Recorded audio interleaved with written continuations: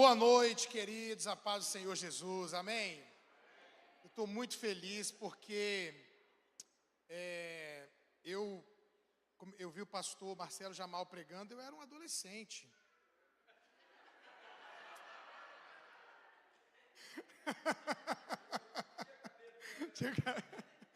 Gente, a gente conhece o pastor Marcelo Jamal há muitos anos e a gente é muito feliz e abençoado, impactado com o ministério, com a unção que está sobre a vida dele, esse casal lindo, essa igreja maravilhosa. Minha esposa é a primeira vez, mas eu já vim outra vez, né? A outra vez que eu tive aqui foi muito bom e feliz de estar com vocês, sabendo que nós viemos por um propósito, tenho certeza disso, e esse propósito termina aqui nesse momento com vocês. Minha expectativa é que seja uma noite de bênção para você e para sua família, em nome de Jesus. Amém, gente? Obrigado. E daqui a pouco a minha esposa vai, sempre no momento da ministração, eu peço para ela orar, para ela ministrar. Nós estamos na Itália, fazendo missões lá, missões mesmo, não tem nenhum ministério de família na Itália hoje, nenhum se tem. Até hoje não tem uma coisa relevante, as igrejas não têm encontros de casais, as igrejas não têm congresso de família. O índice de divórcio é altíssimo, altíssimo, altíssimo. Os psicólogos lá, quando o casal está em crise, aconselham a ter um relacionamento extraconjugal. Você não arruma uma pessoa fora para apimentar a relação e etc. E as famílias estão destruídas. E a gente vê um clamor lá, eles pedem, por favor, não vá embora, por favor, fica, por favor, faz. E Deus levou a gente ali, a gente está muito feliz, que a gente sente que está no centro da vontade de Deus. Mas o nosso chamado não é só para o Brasil, nem só para a Itália. Nós temos abençoado muitos lugares e amamos, a América, amamos estar aqui e desejamos isso. Somos pais de 4 filhos, a família cresceu demais porque 2 casaram. Minha filha casou, meu filho casou, já chegaram 2 netinhos. E agora minha filha casa final de março. E o mais novo já, a menina que ele quer namorar, ele vai falar com ela amanhã. Você não está sabendo, amor? Isso é conversa de homem. Já dei todas as dicas para ele, como é que ele vai fazer. Se por acaso ela deu fora, o jeito que ele vai fazer, vai dar tudo certinho. Se você precisar de conselhos depois, eu te falo como é que faz.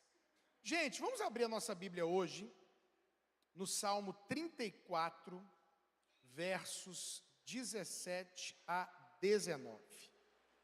Se você quiser conhecer a gente melhor, o nosso Instagram é @família de sucesso. A Família de Sucesso, você vai achar o nosso Instagram. E também você pode entrar no canal do YouTube e conhecer também, receber lá várias ministrações, pregações, na área de casamento, na área de família. Salmo 34, versos 17 a 19, que diz assim: clamam os justos, e o Senhor os escuta, e os livra de todas as suas tribulações. Perto está o Senhor dos que têm o coração quebrantado, e salva-os de espírito oprimido. Muitas são as aflições do justo, mas o Senhor de todas o livra. Muito obrigado, Jesus, por essa noite, pelo privilégio de pregar a Tua palavra.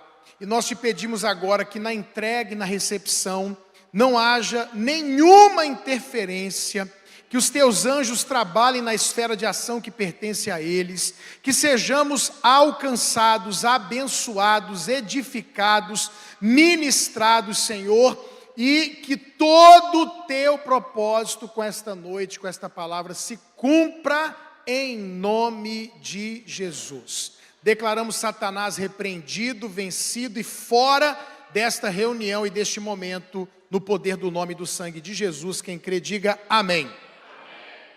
Hoje eu quero falar com vocês em cima do tema: por que uma família sofre? Por que uma família cristã, uma família de Deus, gente abençoada, passa por sofrimento? E eu queria compartilhar com vocês algo que aconteceu na minha família. Eu e minha esposa, às vezes a gente está pregando ou contando alguma coisa na mesa e a gente fala coisas que a gente passou na vida que eu nem lembrava, difíceis. Eu me lembro uma vez, por exemplo, que eu tive que colocar metade da água da mamadeira da minha filha, metade da mamadeira água, metade leite. Me lembro de uma vez a minha esposa dizer: amor, não tem papinha para Maísa, não tem verdura, não tem legume. E eu falava: amor, não tem. Tem que fazer o que tem, o que dá, o que pode. Mas ela não entendia, ela veio de uma família que tinha dinheiro e ela achava que eu tinha dinheiro. Ela tinha certeza que eu tinha dinheiro e ela achava que eu escondia o dinheiro. Só pode ser isso. Eu falava: amor, faz o seguinte, vai lá no mercado e fala para a moça: eu tenho que dar papinha para minha filha. Vai que ela te dá a verdura, o legume, né? Mas se não tem dinheiro. E a gente orar e milagrosamente a coisa acontecer. E a gente passou tanta coisa conversando com eles esses dias, um casal de amigos que eles estão aqui.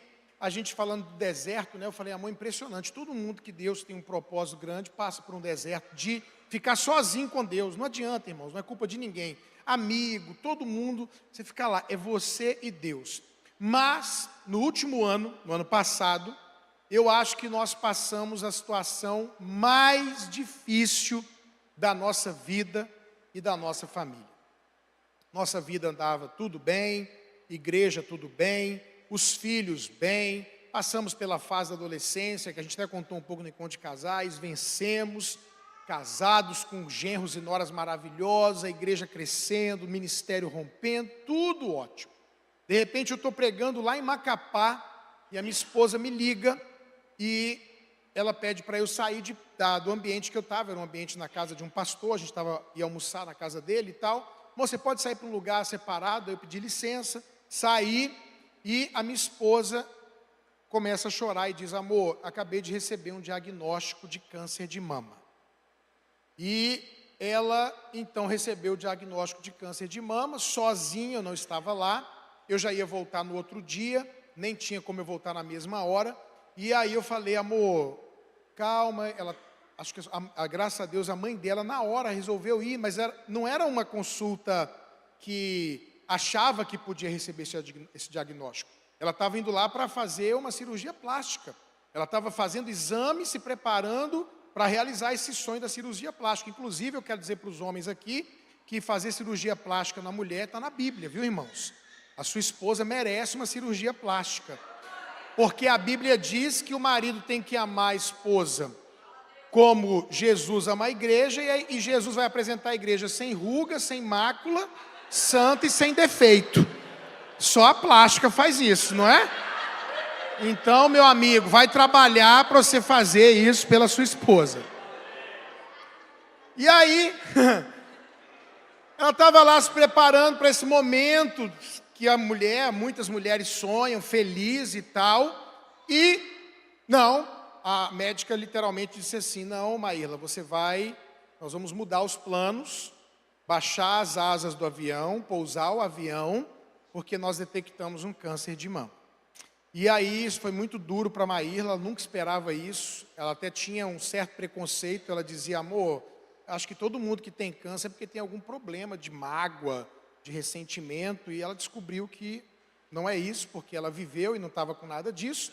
Cheguei em casa, mas eu dei uma palavra para ela, falei: amor, eu sinto no meu espírito, de verdade, que não é uma doença para a morte, nós vamos vencer isso. E começamos um processo, e Deus falou conosco, muito forte. Eu não tenho como contar a história toda, porque eu não quero parar na história, mas Deus falou muito forte conosco, meses antes, que era para a gente parar tudo, ir para a Itália e tirar os nossos documentos, a cidadania e tudo mais. Eu não entendi, irmãos, eu resisti fortemente a isso. Eu tinha agendas que eram muito, muito complicadas, eu fazia essa mudança, mas Deus confirmou, falou, usou meus pastores, usou meus filhos, usou tudo para poder falar: cabeção, entende, né? Vai. E a gente foi, tirou todos os documentos entre março e abril. Voltamos para o Brasil, finalzinho de abril, início de maio, junho, julho, início de agosto, ela recebe esse diagnóstico. E Deus fala para mim: faça o tratamento na Itália. Foi outra palavra clara de Deus. Literalmente, em 14 dias, eu mudei do Brasil para a Itália. Sem nenhuma perspectiva de fazer isso. Estava vivendo minha vida normal. Em 14 dias, a gente pediu a ajuda de amigos, discípulos, a gente empacotou a nossa casa, guardou, pegou as malas, comprou as passagens, caríssimas, com passagem de 14 dias de prazo, e nós mudamos para a Itália. Meu filho e minha nora, Deus mandou a gente com você, pai. Eu falei, você está doido, rapaz? Eu não tenho nem onde ficar na Itália, eu vou ficar de favor numa missão, num lugar missionário lá. Espero chegar, espero me estabelecer. Se Deus confirmar, em dezembro eu trago vocês. Minha filha já estava morando na Itália, mais velha já há algum tempo, porque eu já tinha falado com ela. E eu falei, não tem nem dinheiro para comprar. Não, pai, Deus falou comigo. Deus, é um profeta, meu filho. Deus falou comigo. Sabe o que ele fez? Entregou a casa, começou a dar os móveis dele e falou, Deus falou comigo. Eu falei, oh meu Deus do céu. E aí daqui a pouco eu fui com ela, aí eu comprei a passagem dele, que eu achei a mais barata, assim, tipo 2 meses depois, e ele ficou mexendo, um dia ele me liga, falou, pai, acabei de fazer a troca aqui pelo mesmo valor, pode ser? Uma semana depois chegam os meninos também. Chegamos na Itália, milagrosamente, a consulta foi marcada, milagrosamente, em dias, milagrosamente ela começou o tratamento e marcaram a cirurgia para o dia 12 de outubro, e ela fez a cirurgia, e no dia 13 de outubro, que é aniversário dela, ela estava saindo de dentro do hospital, sem o câncer, para a glória de Deus. Mas aí, glória, vamos aplaudir, se Deus é bom. Melhor instituto da Europa, um dos melhores do mundo, e porque eu obedeci a Deus e ela tinha cidadania, nós não pagamos nada, 0,800 total, de graça. O que aconteceu? Quando a gente chegou, eu tive que parar todas as minhas agendas, eu fiquei 100% dedicado a ela, começou o processo, radioterapia, as consultas, essa coisa toda, e nós fomos fazendo, novembro, dezembro, janeiro, todo esse processo, fevereiro, faltando uma semana para acabar a radioterapia, faltando uma semana, a minha nora, que estava grávida, cai no banheiro, e o meu neto nasce de forma prematura. Aquele susto, o sangue, aquela coisa toda, e etc e tal, corre para o hospital com a minha nora, e a gente vai para o hospital e nasce o Noah, e ele tem que ficar lá uma semana no hospital, e a gente fazendo, era a semana final do processo. Então eu levava minha esposa de manhã para a radioterapia, trazia, ela ficava assim, inútil, literalmente ela chegava e desmontava na cama, era um efeito colateral assim, de não ter força para falar. Eu corria, pegava o carro e levava meu filho para o hospital, trazia de volta, e hospital para cá, hospital para lá. Uma semana foi ela terminando a radioterapia e o Noah nascendo e passando esse processo que a gente ficou muito apreensivo.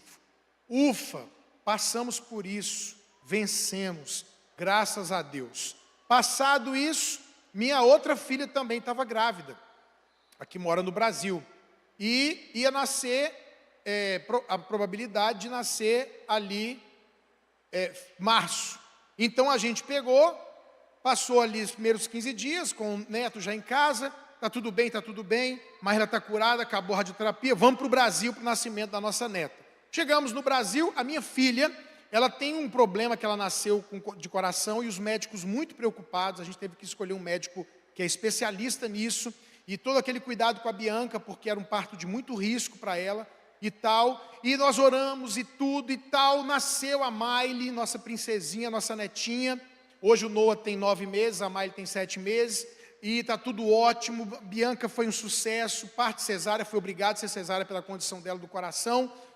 Tudo maravilhoso. Pegamos a Miley, demos alta, chegamos em casa felizes, contentes. Quando a gente chega em casa, irmãos, a gente percebe que a Miley está com alguma coisa errada. E a gente corre com ela para o hospital, e quando a gente chega no hospital, a Miley teve, com menos de 48 horas de nascida, um AVC. Isso foi duríssimo para nós, duríssimo. E ela começou a ter convulsão, e ela não controlava o rosto. E quando a gente chegou no hospital, olha, sua filha está tendo convulsão, e teve não um AVC, mas alguns AVCs. A gente não sabe qual vai ser o resultado disso, qual vai ser a consequência disso, e lá vai a Miley ficar internada, não sei se foi 6, 7, 8, 9 dias internada no hospital, e nós estamos lá passando por tudo isso. E isso aqui eu estou falando para vocês o que aconteceu de pior, que outras coisas aconteceram, A área financeira, a mudança de país, as dificuldades que você sofre, e vocês são imigrantes, sabe como é que é, mesmo que a gente tenha documento, e a igreja que a gente deixou, e muitas coisas aconteceram, algumas coisas em relação à família, porque foi todo mundo morar junto de novo por um tempo, e tudo isso. Mas isso aqui foi o que foi muito difícil, muito difícil. Então, em meses e em menos de um ano, nós tivemos um câncer, um parto prematuro e um AVC numa bebê de menos de 48 horas de nascida. E agora, depois que a gente passa por tudo isso, eu queria dizer para você que, obviamente, surgem perguntas. Por quê? Para quê? Pequei? Pecaram? Se não fui eu que pequei, quem pecou? O que vão falar? Essa pergunta surgiu na minha alma, surgiu na alma dela, surge na alma de quem passa por isso. O que vão pensar? O que eu vou fazer? O que vão fazer? E eu quero começar hoje dizendo que essa mensagem tem dois objetivos. O primeiro é falar com você que está passando por uma situação de sofrimento. E o segundo é falar para você que não está passando, a que vai passar. Ué, pastor, o senhor está profetizando? Não, eu estou te falando a realidade. A Bíblia diz, no mundo, não tem jeito. Nós vamos passar por aflição. Um dia, meu pai morreu. Um dia, todo pai vai morrer, até o arrebatamento da igreja. O dia mau vem, a prova vem, a situação difícil vem. E quando ela vem, eu tenho que estar preparado para ela. Porque um dos nossos erros é não preparar as pessoas para situações como essa. O que eu vou profetizar? Vitória. O que eu vou falar? Bênção. Mas eu preciso estar preparado. Por exemplo, quem aqui acha que pode acontecer uma terceira guerra? E quem está se preparando para ela? Eu estou. Minha casa está com estoque de água, estoque de comida.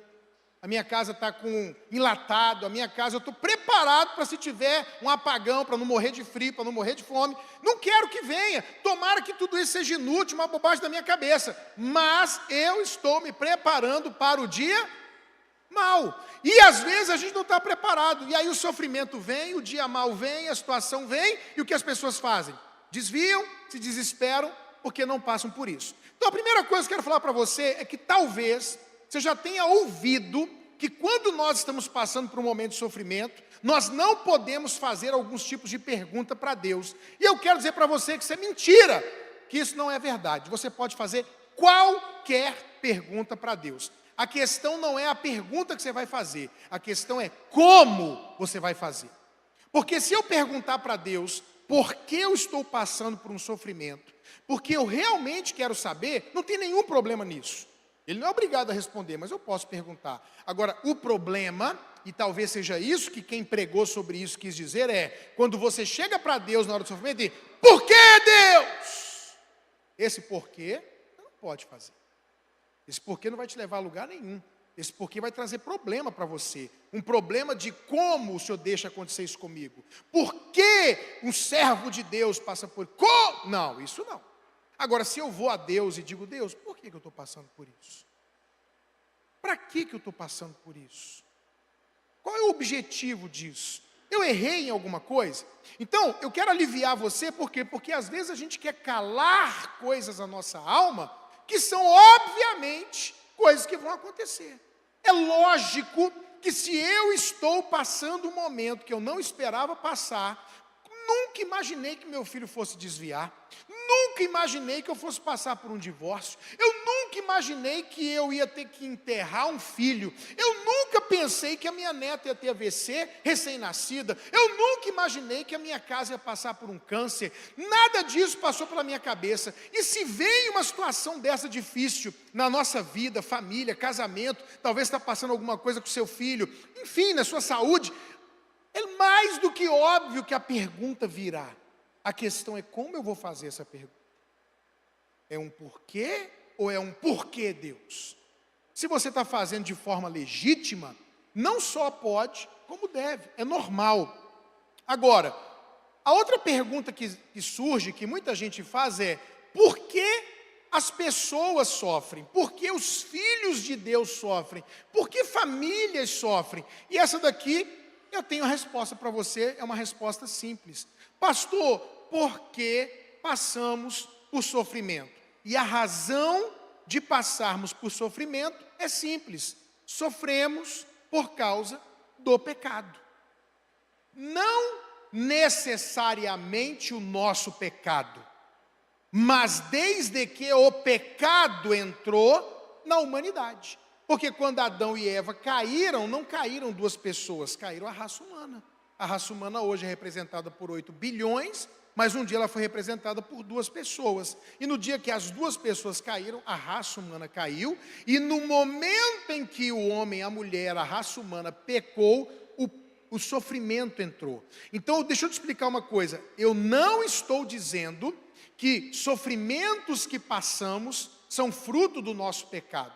Se eu dissesse isso, eu diria que quem não sofre é porque não pecou e quem sofre é porque pecou. Não é isso. Mas a razão do sofrimento existir no mundo e todos passarmos por sofrimentos, crentes, não crentes, fiéis, infiéis, justos e não justos, bons e maus, é porque um dia o pecado entrou na humanidade. Por isso, irmãos, o céu é um lugar maravilhoso.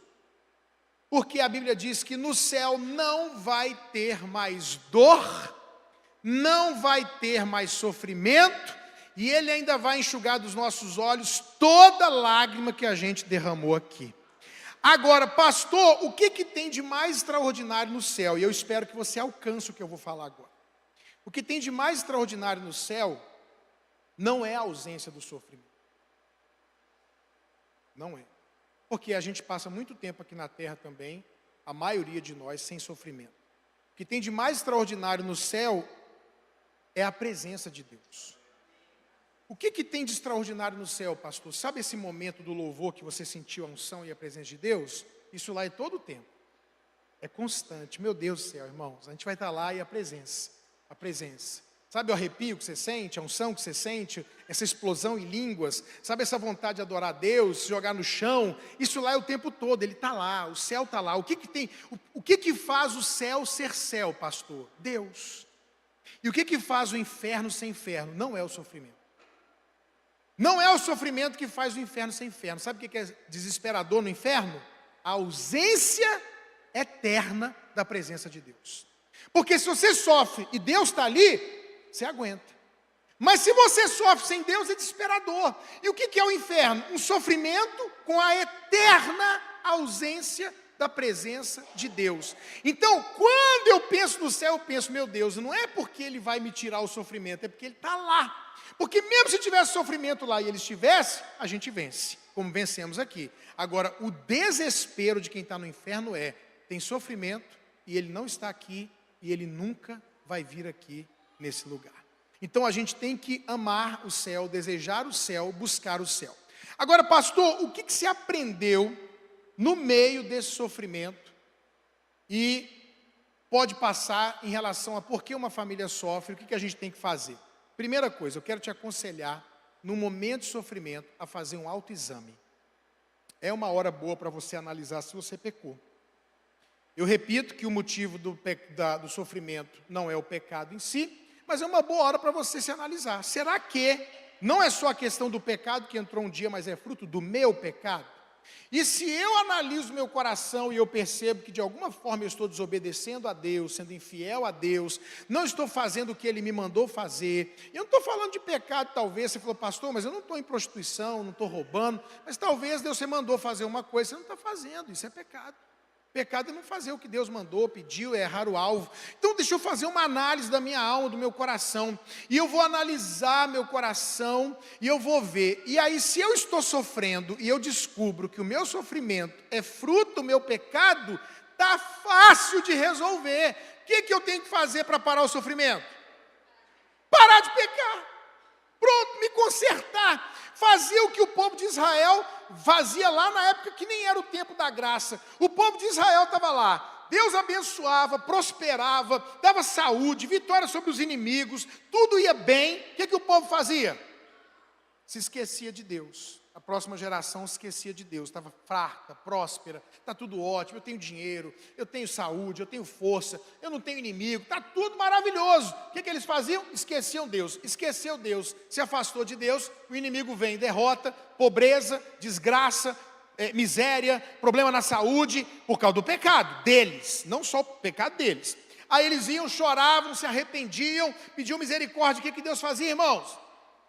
Prosperava, dava vitória sobre os inimigos, dava saúde, dava força, dava tudo certo. E esse ciclo se repetiu não sei quantas vezes. Nem era o tempo da graça, e Deus, toda vez que alguém se arrepende e dá um passo em direção a Ele, Ele dá 100 passos em direção à pessoa para trazer graça, perdão, misericórdia, e derrotar o inimigo, e arrancar a doença e trazer prosperidade. Então, deixa eu te falar uma coisa. Se você fizer uma análise e perceber que o que você está passando é fruto de pecado, não insista, não seja tolo, não seja aquela pessoa que é persistente no erro, entendeu? Não faça isso, para na hora, fala, Deus do céu, o que eu não devia ter feito?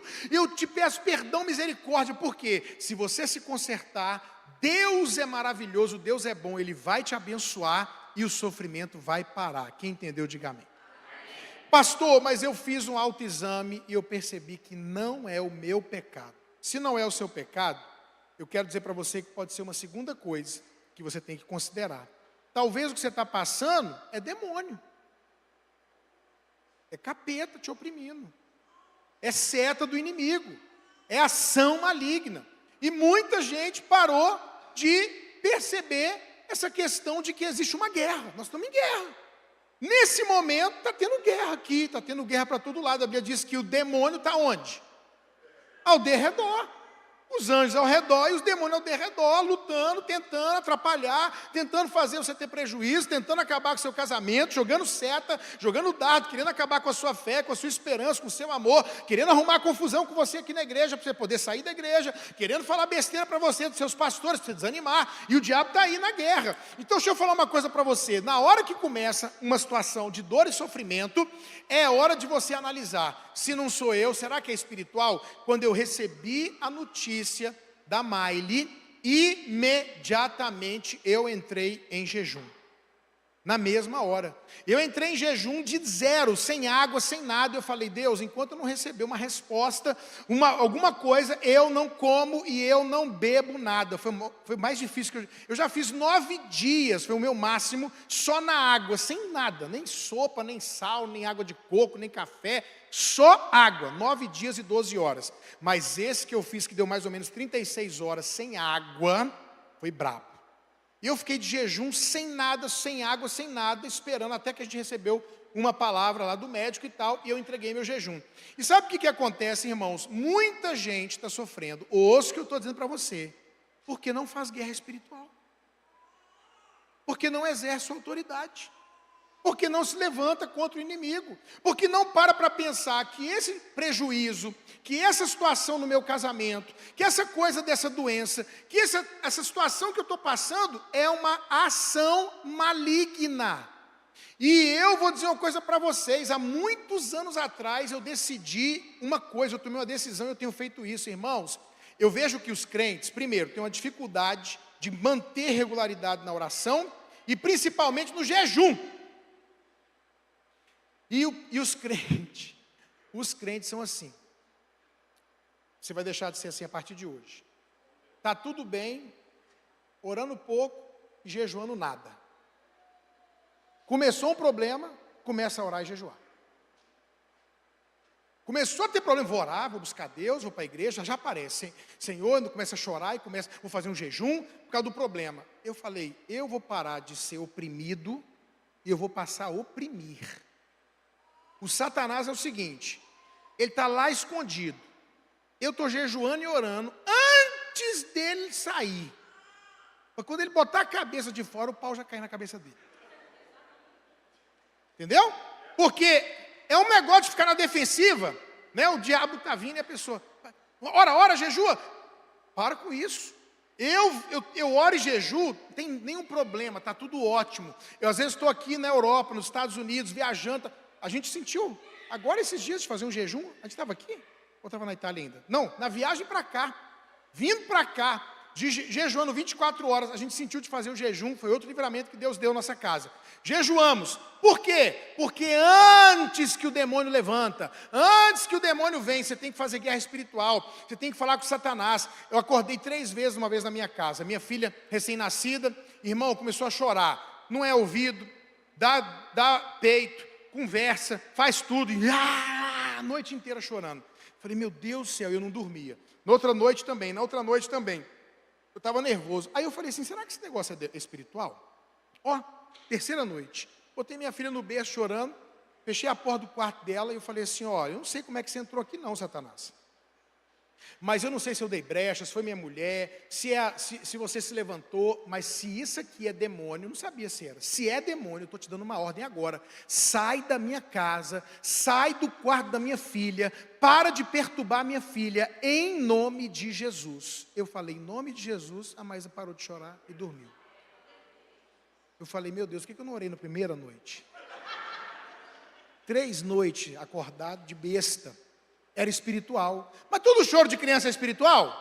Não, mas era. Toda briga em casa é espiritual? Não, mas tem briga que é. Irmãos, essa experiência eu tive várias vezes. Começa uma briga, a gente aqui, ou os meninos, aí eu saio de leve assim, vou no banheiro e falo, demônio, que espírito de confusão, que está fazendo aqui, sai em nome de Jesus. Aí a gente volta para o ambiente, amor, o que você estava falando? Ah, nem lembro. Ó,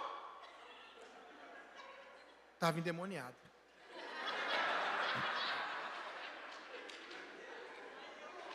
Vigia, vaso. Não fala que eu estava endemoniado não, que eu fico, né, amor? Uma vez a gente estava no shopping, chegando no shopping a família toda, e no carro, umas coisas assim que não é briga, mas aquele clima ruim, né? Um cutuca o outro e tal. Quando a gente chegou no shopping, meus filhos aprenderam, que a gente foi para lá do cinema, aí um reclama, tal, aquele clima ruim, negativo, pesado. A minha filha mais velha falou, pai, mãe, gente, tá ruim. É um clima ruim, isso aqui deve ser demônio, vamos orar? A gente parou no meio do shopping, pisa a mão, orou, repreendeu. E mesmo se não for demônio, quem vai ter coragem agora? Não é não? Porque vai parecer que tem endemoniado, todo mundo ficou feliz, repreendeu Satanás e amém. Aí abraço, beijo e pronto, resolveu. Deixa eu te falar uma coisa, a Bíblia diz que tem um tipo de demônio que só sai com jejum e oração. Tem gente que acredita como eu, que é jejum mesmo, que dá um up para você vencer esses demônios. Tem gente que acredita que você não precisa, porque o nome de Jesus e o sangue de Jesus e tudo que foi feito está resolvido, mas que o jejum, ele vai ser um instrumento para aumentar a sua fé. Para mim não importa, no final das contas tem que fazer o quê? Jejuar. Seja para aumentar a fé, seja para ser uma arma mais forte para vencer o demônio. Não interessa, tem que jejuar, mas é jejuar, irmão. Nesse jejum que tem hoje não, está jejuando o quê? Instagram. Estou jejuando Netflix, Facebook. Quem é que come? Instagram, Facebook, Netflix, que eu nunca vi ninguém comer isso. Está de jejum de quê? Ah, estou de jejum de pão. Pão? E está comendo, não, tudo eu como, mas é pão, que eu amo pão, estou jejuando pão. Pô, mas jejum é não comer.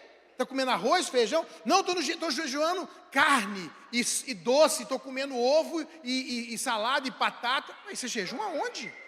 Isso não é jejum, não. Jejum é abstinência de comida. É eu posso comer, eu trabalhei para comer, eu tenho dinheiro para comer, eu gosto de comer. Eu sou brasileiro, pastor, eu almoço falando na janta. É ou não é o brasileiro? Está almoçando, o que nós vamos jantar?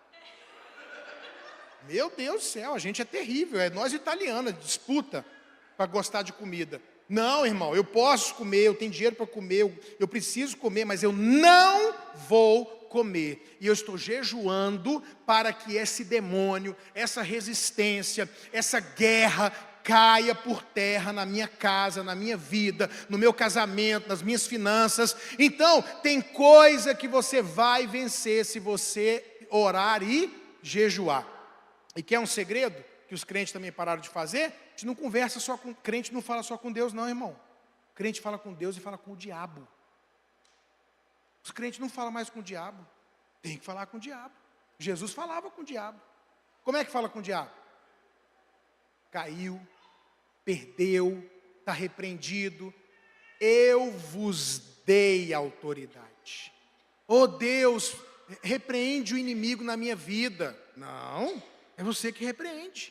Ele te deu autoridade para pisar sobre todo o poder do inimigo. Você, marido, é sacerdote e autoridade na sua casa. Pai e mãe, vocês são autoridade na sua família. Pastor, líder, membro da igreja, líder do grupo familiar, você é autoridade. Exerça a sua autoridade. E você vença os inimigos. E você repreenda os inimigos. E você dá ordem. Sai da minha vida e sai da minha casa no nome poderoso de Jesus. Quem está entendendo, diga amém.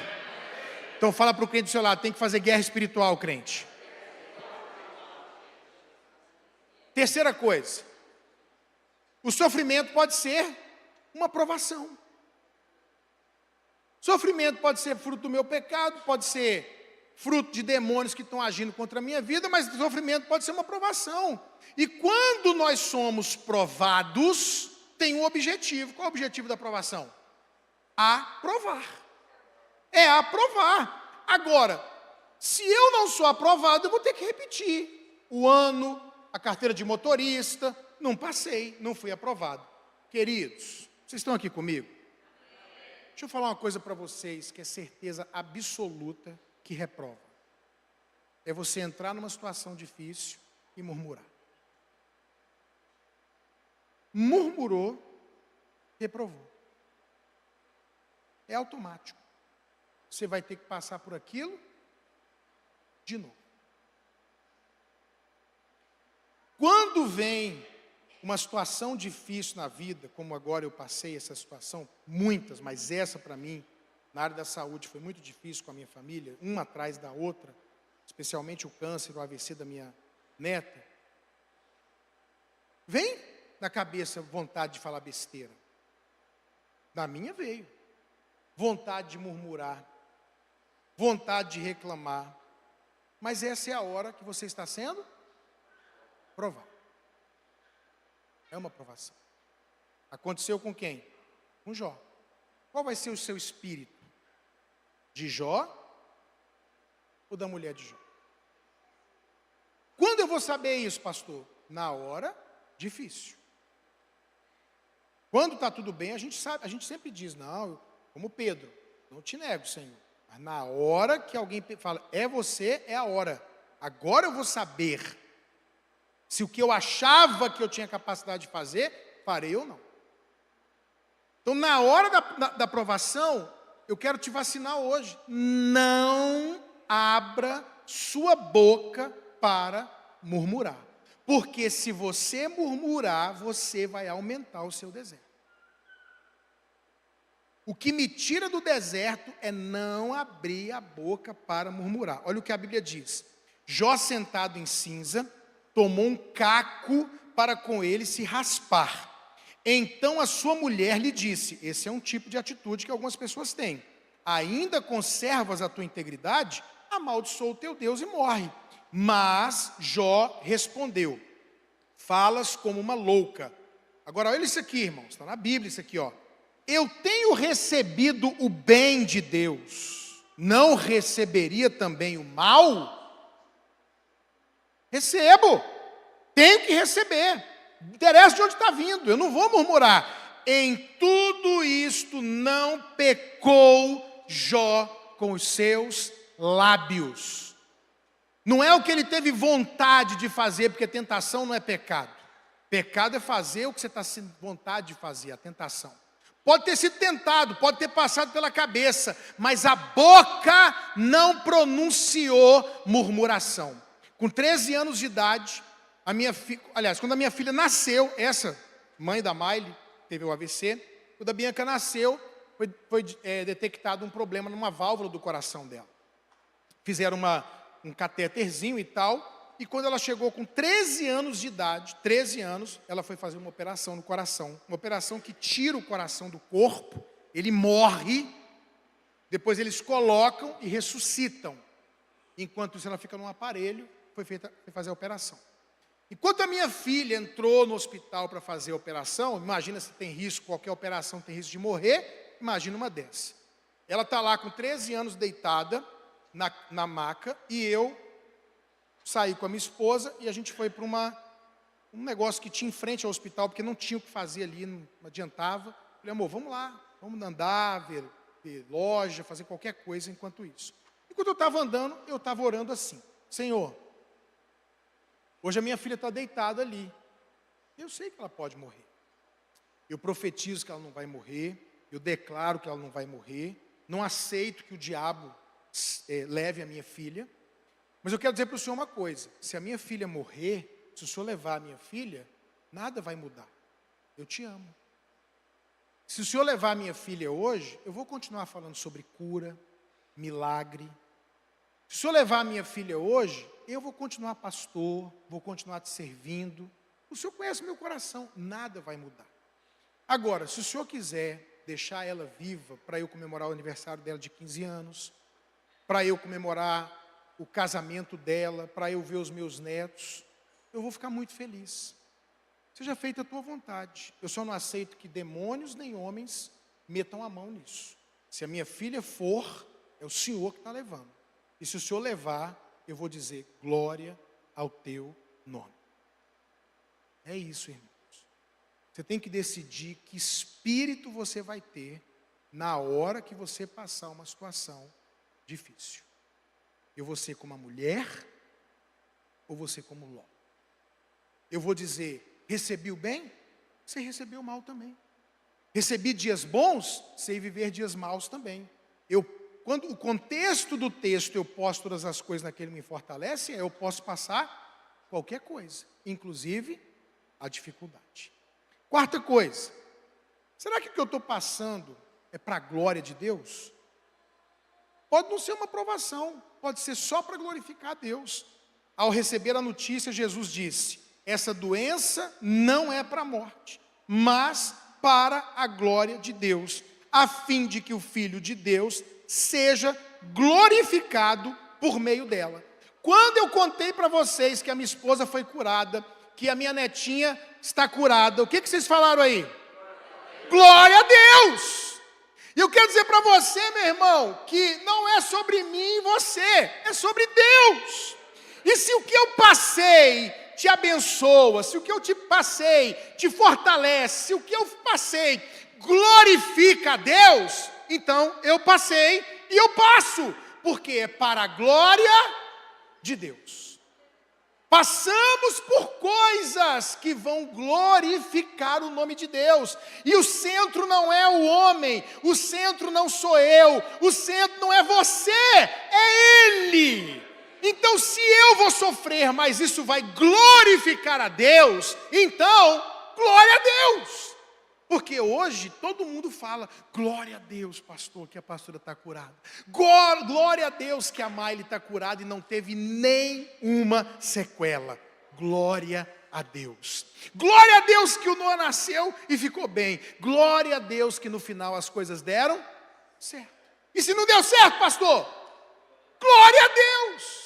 Glória a Deus. Eu falei, Deus, na hora da Bianca estava lá, eu falei para Deus, Senhor, e eu vou te agradecer, e eu te agradeço de todo o coração, pelos 13 anos que a Bianca ficou comigo. O Senhor me deu minha filha por 13 anos. Que linda, ela foi maravilhosa, ela é alegre, ela fez diferença na nossa vida. Que menina extraordinária. Pelos 13 anos que ela ficou comigo, eu te agradeço. Mas me dá mais anos com ela. Deus me atendeu. Deus me ouviu, Deus me abençoou, minha filha está lá, casada, pastora, graças a Deus. Querido, independente do que passar, nem sempre a história vai ser, viveu, nem sempre a história deu certo, independente de, nós vamos dizer, glória a Deus, porque Ele merece sempre honra e glória. Amém? Quinta coisa, vou dar uma dica para você, porque eu passei por isso. Quando você vê alguém sofrendo, não julgue. E os seus discípulos perguntaram, mestre, quem pecou para que este homem nascesse cego? Ele ou os pais dele? No fundo, a gente pergunta e as pessoas perguntam. Por que ele está passando por isso? Que pecado que ele cometeu? Jesus respondeu, nem ele pecou, nem os pais pecaram. Está acontecendo isso para que se manifeste nele as obras de Deus. Queridos, tudo que a gente planta, a gente colhe. Se você vê que alguém está sofrendo, não seja como os amigos de Jó, que oprimem quem já está sofrendo, mesmo que seja por pecado. Mesmo que a pessoa pecou e está sofrendo por causa do pecado, não seja alguém que vai terminar de matar, de oprimir. A Bíblia diz que Jesus não veio para esmagar a cana quebrada e nem apagar o pavio que fumega, mas tem crente que faz isso. A cana está quebrada, alguém vem e esmaga. O pavio está assim, só a fumacinha, morre miserável. Apaga. Não, a gente tem que ir lá e fazer assim, para ver se o fogo volta. A gente tem que ter misericórdia, a gente tem que ter graça. Não é piorar a situação, não é matar a pessoa, não é pesar uma das pessoas. Deixa eu te contar uma coisa. Quando a gente anunciou que a minha esposa estava com câncer, irmãos, veio gente matar a minha mulher. Sem intenção. Já é uma coisa horrível, você já está fragilizado, já é difícil. Aí a gente chegava em algum ambiente e a pessoa vinha, pastora, meu Deus! Ué. E ainda conta assim, minha tia teve e morreu. Tipo, você vai morrer também. Você quer ver uma pergunta que é difícil a gente não fazer, mas a gente tem que tentar não fazer? Como é que você está? Gente, ora por nós. A pastora Maírla recebeu um diagnóstico de câncer de mama. Como é que você está, pastora? Uai, o que você acha? Ela está bem ou está mal? Vai falar, estou mal, estou triste, estou pensativa. Contar a história ruim de alguém que morreu. Ou então falar, está vendo aí, viu aquele dia que ela foi arrogante? É porque ela não sei. Isso é bobeira, semeadura ruim para a sua vida. Nessa hora você tem que aliviar as pessoas, abençoar as pessoas. Não chega perguntando como é que você está, chega dando uma palavra de vida. Deixa eu te falar, pastora, você está passando por isso, mas você vai vencer. Você vai passar por isso, vai te dar vitória. Ô guerreiro, deixa eu te falar, você passou por isso, mas Deus vai te ajudar. Você vai lá e libera uma palavra que vai ajudar, que vai levantar, que vai animar a pessoa. Não é derrubar mais a pessoa, não. Amém, gente? Está entendendo? Porque muitas vezes a gente fica julgando, tá vendo? E aí, eu não quero mais proximidade. E por que está passando por isso? Será que pecou? O que fez de errado? Não é fruto, muitas vezes, do pecado da pessoa. São coisas que acontecem na vida. E os amigos de Jó só arrebentando ele. Sabe o que eu descobri nessa hora, irmãos? Eu descobri o que a gente fala, o que a gente prega, o que a gente ouve, mas parece que a gente só entende quando passa. Quando eu passei por isso, eu vi que eu não tinha alguns amigos que eu achava que eram amigos. Gente que eu pensava que ia me ligar para falar, Deus te abençoe. Até hoje. Nunca falaram nada, perguntaram nada, mandaram nada. Pessoas que eu esperava que fizessem, fizeram. E pessoas que eu nunca imaginava que fossem fazer, fizeram. Em todos os sentidos. Inclusive financeiro. Eu não sou uma pessoa que vai falar para ninguém que eu estou passando dificuldade. Só se eu estiver passando fome. E antes de eu falar com alguém, eu vou falar com a minha família. Muita gente que poderia falar, pastor, estou mandando uma oferta. Não mandou. Não perguntou. Não orou. Zero. Não, simplesmente viveu, continuou vivendo sua vida. Eu fiquei 8 meses sem trabalhar, cuidando da minha esposa. De repente, um casal que a gente não via, não tinha relacionamento, zero. Foi muito próximo da gente, mas relacionamento zero. 25 anos praticamente sem se encontrar, sem se ver, quando recebeu o diagnóstico. Ela ligou para minha esposa, falou, Maíla, estou orando por você, vou te ajudar em oração. E ela falou assim, Maíla, eu vou entrar num propósito com você por 30 dias. Todos os dias eu vou orar por você, eu vou mandar uma oração para você, eu vou jejuar por você. Deus vai dar vitória para você. Irmãos, isso fez tão bem para minha esposa. Isso fez tão bem para a alma dela. Não foi gente perguntando como é que você está. Não foi gente enterrando ela. Uma pessoa dizendo, eu vou orar por você nesse tempo. Vai perguntando, você pecou? Teve gente que falou para ela, a gente foi pedir uma ajuda para uma pessoa que era até especialista de alma e tal. Você deve estar com algum problema com a sua mãe. Deve estar com alguma doença, alguma falta de perdão. Trazendo mais peso. Piorando a alma de quem já está arrebentado, doído, fragilizado. Como irmãos, eles não deram R$1 para nós. Não é isso. Foi o apoio, foi a oração.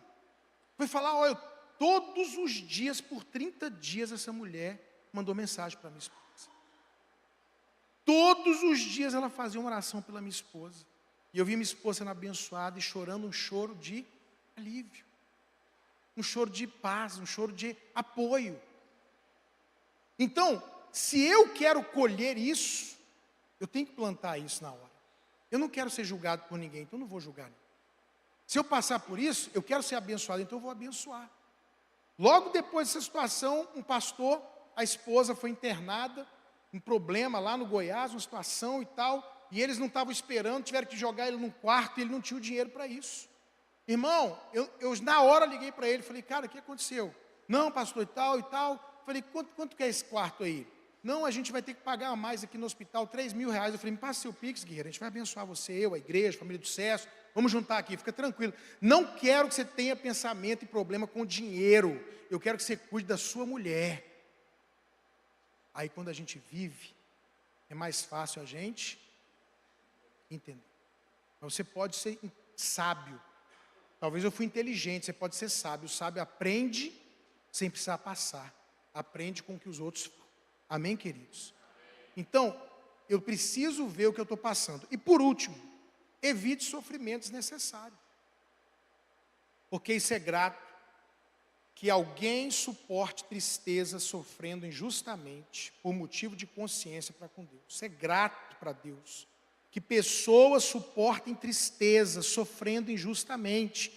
Pois que glória há, olha a pergunta de Deus para nós, que glória há se pecando você é esbofeteado, você sofre. E você suporta isso com paciência, não tem glória nenhuma você aguentar um sofrimento que é seu sofrimento, que você gerou esse sofrimento. Agora Deus diz assim, se vocês, meus filhos, minha igreja, passam por isso, praticando o bem, são afligidos, andando reto, correto, e suportam com paciência, isso é grato a Deus. Saber que eu estou sofrendo e nem mereço esse sofrimento, e eu estou aguentando ele, e estou glorificando a Deus, seja pelo que for, porquanto para isso foram chamados, pois que também Cristo sofreu em vosso lugar, deixando um exemplo para vocês seguirem. Deixa eu te falar, querido, crente, não crente, fiel, infiel, bom, ruim, feio, todo mundo vai passar por um momento difícil na vida. Todo mundo. Talvez está passando agora. Vira e mexe, a gente encontra alguém.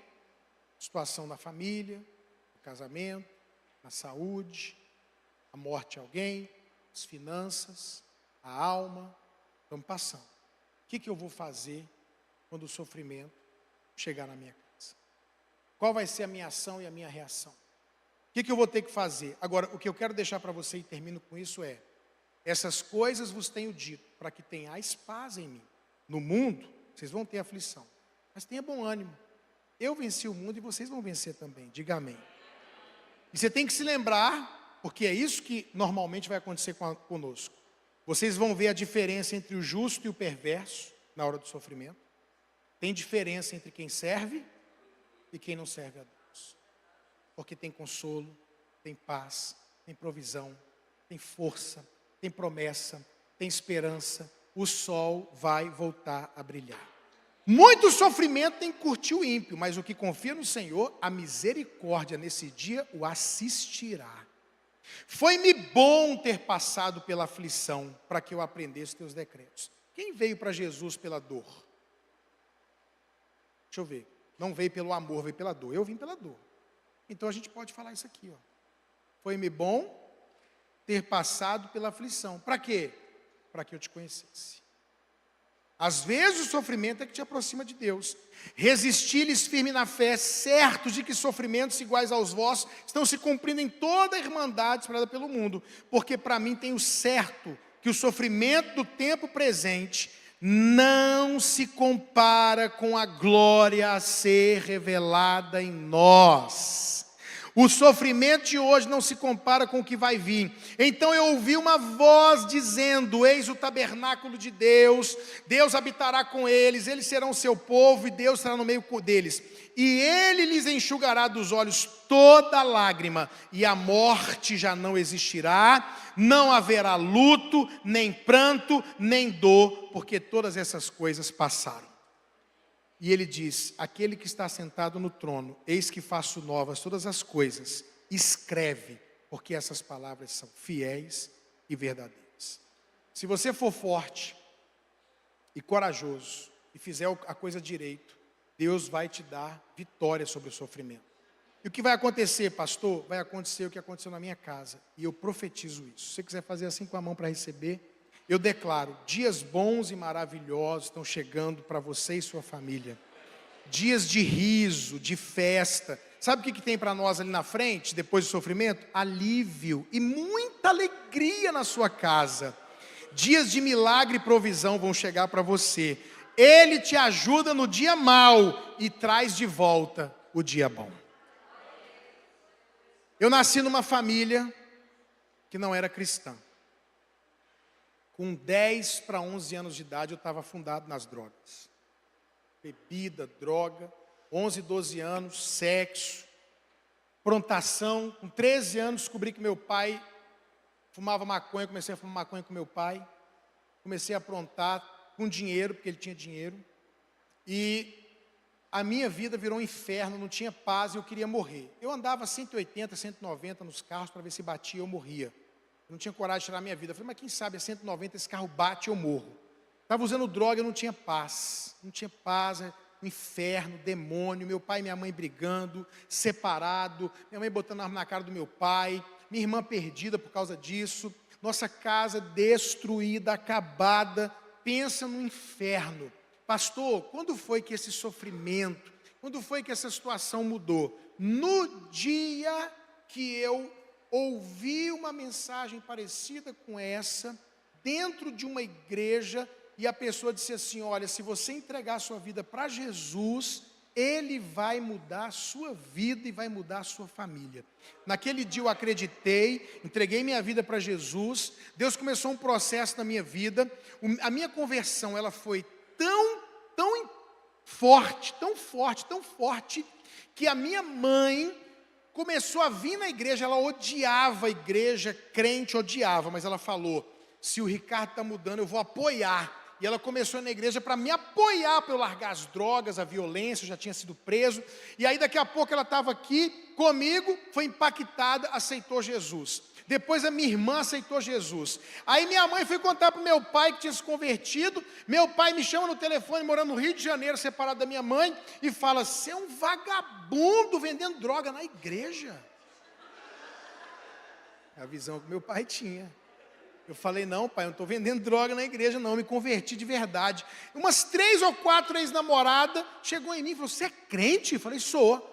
Quero ver. Foi na igreja comigo, sentou do meu lado, ficava vendo eu cantar, orar, adorar. Acabava o culto, ela: meu Deus, não acredito. Saia contando para os outros. 2 se converteram também. Foram no culto, entraram na igreja, aceitou Jesus, mudou a vida. Aí eu comecei a ter paz, comecei a ter alegria, comecei a ser abençoado. Aí meu pai veio do Rio. Que negócio é esse? A Guiomar, minha mãe, me liga e não me xinga mais. A Guiomar liga e não arruma mais encrenca. Os meninos, essa coisa. Ele veio, foi num culto, aceitou Jesus também e se converteu. Deixa eu te falar uma coisa.